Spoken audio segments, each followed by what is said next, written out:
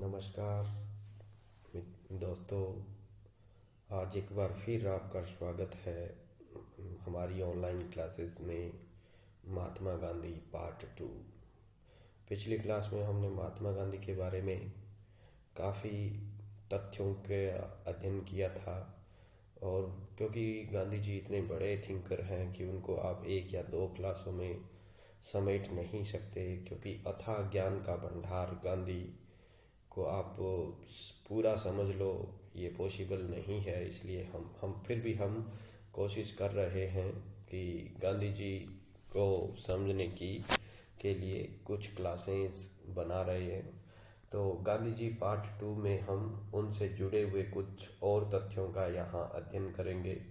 तो मैं सबसे पहले आपको पीछे की क्लास में जैसे उनका जन्म 1869 में हुआ था 2 अक्टूबर, उसके बाद में वो अमेरिका चले गए, अफ्रीका चले गए थे। अफ्रीका में उन्होंने रंग भेद के खिलाफ और भारतीयों के साथ जो अपमान हो रहा था उसको लेकर काफ़ी काम किया था। इसके लिए उन्होंने सबसे पहले 1894 में गांधी जी ने नेटाल इंडियन कांग्रेस की स्थापना की थी। नेटाल इंडियन कांग्रेस की स्थापना की।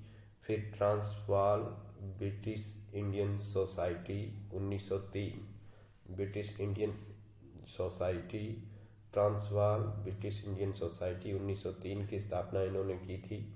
और अफ्रीका में ही रहते हुए इंडियन ओपिनियन नाम का जो न्यूज़पेपर में पहली बार पिछली क्लास में आपको मैंने बताया था 1 अक्टूबर 1904, 1 अक्टूबर 1904 में उन्होंने निकाला था साउथ अफ्रीका में। तो कई बार पूछ लिया जाता है कि ऐसा कौन सा न्यूज़पेपर है जो उन्होंने विदेश में रहते हुए निकाला था। तो इंडियन ओपिनियन 1 अक्टूबर 1904 को।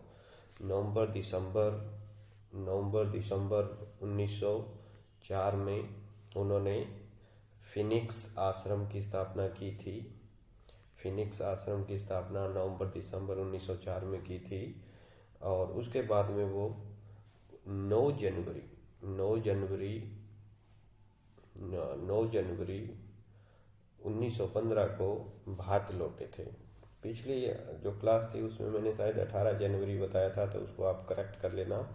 9 जनवरी को ये लौटे थे और इसी दिन प्रवासी भारतीय दिवस मनाया जाता है। प्रवासी भारतीय दिवस इसी दिन मनाया जाता है। 25 मई 1915 में 25 मई 1915 में उन्होंने अहमदाबाद में साबरमती आश्रम की स्थापना की थी। इनको राष्ट्र महात्मा की उपाधि हमने पिछली क्लास में देखा था कि महात्मा की उपाधि इनको मैं भूल रहा हूँ, महात्मा की उपाधि इनको रविंद्रनाथ टैगोर ने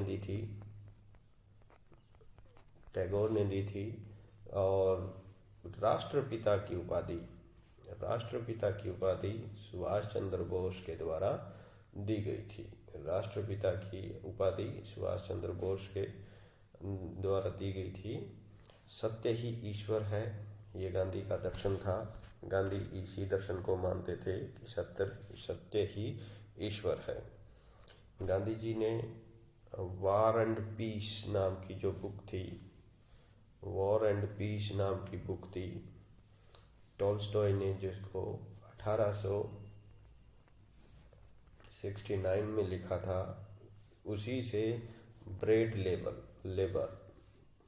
लेबर का विचार टॉल्स्टॉय से इन्होंने लिया था। गांधी जी को प्रभावित करने वाले व्यक्ति, विचार या बुक्स, यानी ऐसे कौन से गांधी विचार हैं या बुक्स हैं या विचारधारा है जो गांधी जी को प्रभावित करते हैं। तो उसमें से हम सर्वप्रथम गीता को लेते हैं, रामायण को लेते हैं। बौद्ध धर्म का जो अहिंसा और शांति का विचार है उससे काफ़ी प्रभावित थे। इस्लाम धर्म की जो बंधुता की संकल्पना है उससे गांधी काफ़ी प्रभावित थे। ये तो कुछ इंडियंस धर्म हुए जिनसे गांधी प्रभावित थे। एक बार और बता दूं कि बाइबिल से भी काफ़ी प्रभावित थे, बाइबिल से भी गांधी काफ़ी प्रभावित थे। अब जो व्यक्ति जिनसे प्रभावित थे तो उनमें सबसे पहला नाम आता है Leo Tolstoy, the kingdom of God with in you, 1994 का जो कथन है उनसे ये काफ़ी प्रभावित थे। साथ ही साथ ए ऐसे ऑन सिविल डिसओबीडेंस, सविनय अवज्ञा का जो सिद्धांत है वो डेविड थ्योरो से लिया था। ऐसे ऑन सिविल डिसओबीडेंट 1849 में लिखी गई थी, जिससे गांधी जी काफ़ी प्रभावित थे। अनटू द लास्ट 1960 में लिखी गई, अनटू द लास्ट 1960 में लिखी गई थी, जॉन रस्किन की थी, जिसका उन्होंने गुजराती में अनुवाद किया था सर्वोदय नाम से। तो उससे भी गांधी जी काफ़ी प्रभावित थे। और प्रत्येक व्यक्ति को शर्म करना चाहिए, वकील और नाई का काम बराबर है, ये कथन गांधी जी ने रस्किन से लिया था। ये कथन गांधी जी ने रस्किन से लिया था। जैसे हम देखते हैं ब्रेड लेबर का विचार है वो इन्होंने टॉल्स्टॉय से लिया था, और जो शर्म से संबंधित है वो चीज़ है वो इन्होंने रस्किन से ली थी। संतों में राजनेता और राजनेताओं में संत गोखले को कहा जाता है। जो धारण करने योग्य है वही धर्म है, ये गांधी जी का मानना था। और गांधी जी धर्म से जुड़ी हुई राजनीति में विश्वास करते थे। और राजनीति का जो धार्मिकरण है या नैतिक राजनीति की जो परिभाषा है, या यूं कहें कि राजनीति के आध्यात्मिकरण का विचार है, वो गोखले को लिया था। गोखले उनके राजनीतिक गुरु थे। गांधी ने धर्म और राजनीति को जोड़ते हुए धर्मनिरपेक्षता के बजाय सर्वधर्म समभाव पर बल दिया था। गांधी जी जो बाइबिल का कथन है, पाप से घृणा करो पापी से नहीं, उससे काफ़ी प्रभावित थे। पाप से घृणा करो पापी से नहीं, काफ़ी प्रभावित थे।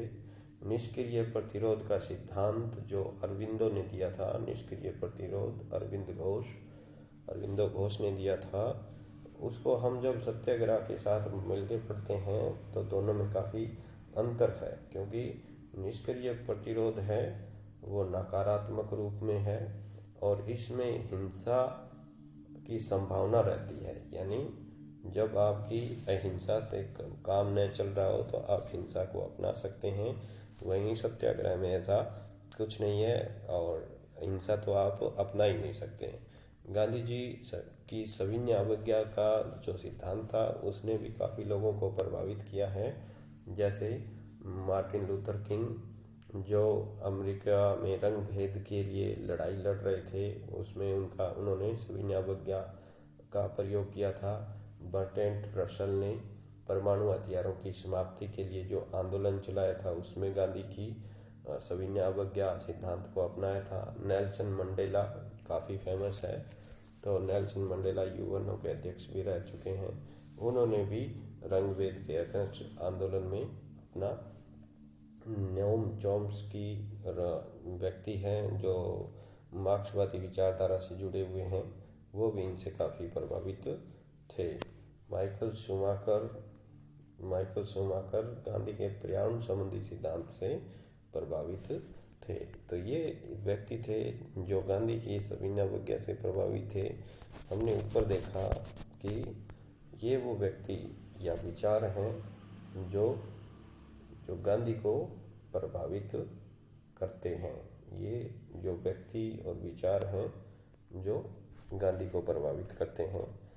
तो आगे बढ़ते हुए गांधी ने सविनय अवज्ञा का जो सिद्धांत है वो मैं पहले ही बता चुका हूँ, डेविड थ्योरो से लिया था। गांधी जी की बुक हिंद स्वराज जो अफ्रीका से लंदन जा रहे थे उस दौरान लिखी गई थी। इसकी 2 डेट आती है। एक डेट है कुछ किताबों में 1906 लिखी हुई है और कुछ में 1909 लिखी हुई है। 1909 लिखी हुई है, कुछ में 1906 लिखी है। कंफ्यूज होने की बात नहीं है। जो भी हो, दोनों ही आप सही मान रख सकते हैं, लेकिन जब विवाद हो तो 1909 को ही सही माना जाए। 1909 को ही सही माना जाए। गांधी जी ने बहुमत के शासन, संसदीय प्रणाली, दलीय प्रणाली आदि की आलोचना की है। ये सारी आलोचनाएं या उनके राजनीतिक विचार है हम हिंद स्वराज में ही देख सकते हैं। हिंद स्वराज जिसका प्रथम प्रकाशन 1900 लगभग 29-30 के आसपास किया गया था भारत में, बहुत अच्छी बुक थी। गांधी जी विकेंद्रीकरण के पक्षधर थे और गांवों का संघ यानी जो गांधी का राम राज्य से संबंधित विचार है उसमें वो उन्होंने कहा है वो राम राज्य है वो गांव का एक संघ होगा। गांव का एक संघ होगा। शहरों में तो मनुष्य रहते हैं और गांव में देवता रहते हैं, ऐसा गांधी का मानना था। स्वराज शब्द की उत्पत्ति है वो उपनिषदों से है। उपनिषदों से स्वराज को लिया गया है, जिसका अर्थ होता है स्वयं के ऊपर शासन करना। स्वराज शब्द का प्रथम प्रयोग भारतीय स्वतंत्रता आंदोलन में बाल गंगाधर तिलक ने किया था, लेकिन उन्होंने इसका प्रयोग डोमिनियन स्टेट के रूप में किया था। यानी उन्होंने संपूर्ण स्वराज का या पूर्ण स्वराज की मांग नहीं की थी, बल्कि डोमिनियन स्टेट के में वो मानते थे कि ब्रिटिश शासन के अधीन एक भारत है वो डोमिनियन स्टेट होना चाहिए। लेकिन पूर्ण स्वराज की मांग है वो 1929 में की गई थी। आपको याद होगा गंगा नदी के तट पे रावी नदी के तट पर जवाहरलाल नेहरू ने आधी रात को तिरंगा फहराया था। उस समय पूर्ण स्वराज की मांग की गई थी। हरिजन सेवक संघ की व्यवहारिक स्थापना, ये शब्द थोड़ा सा देख लेना।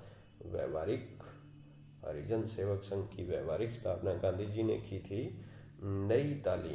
नई तालीम गांधी की शिक्षा योजना थी। गांधी जी पाश्चात्य शिक्षा के प्रतिपक्ष में नई तालीम की वकालत करते हैं, जिसमें उन्होंने कहा है कि जो शिक्षा है वो क्षेत्रीय लैंग्वेज में होनी चाहिए। यानी क्षेत्रीय जिस क्षेत्र की जो लैंग्वेज है उसमें जो प्राइमरी शिक्षा है वो उसी लैंग्वेज में दी जानी चाहिए। और कुटीर उद्योगों की शिक्षा यानी हर व्यक्ति को हाथ से काम करना सिखाया जाना चाहिए। ये उनकी नई तालीम थी जिसमें उन्होंने शिक्षा की एक रूपरेखा बताई है। गांधी जी ने सर्वप्रथम 1901 में कोलकाता जो अधिवेशन चल रहा था कांग्रेस का, उसमें उन्होंने भाग लिया था और ये उनका पहला कांग्रेस में यूँ मान लो कि अधिवेशन में भाग लिया था। इन्होंने पहला प्रवेश था। बेलगांव जो सम्मेलन हुआ था उसमें उन्होंने कांग्रेस की अध्यक्षता की है। एकमात्र ऐसा अधिवेशन था बेलगांव अधिवेशन जिसमें गांधी जी ने इसकी अध्यक्षता की थी। तो गांधी जी ने ये आपसे क्वेश्चन पूछा जा सकता है कि ऐसा कौन सा एकमात्र जो सम्मेलन था जिसकी गांधी जी ने अध्यक्षता की थी। तो आप इसको आप भूले नहीं, ये कहें कि बेलगांव सम्मेलन, इसकी डेट है वो थी बेलगांव सम्मेलन 1924 और ये 1924 की बात है। 1924 की बात है और इसकी 40वां कौन सा था? ये 40वां था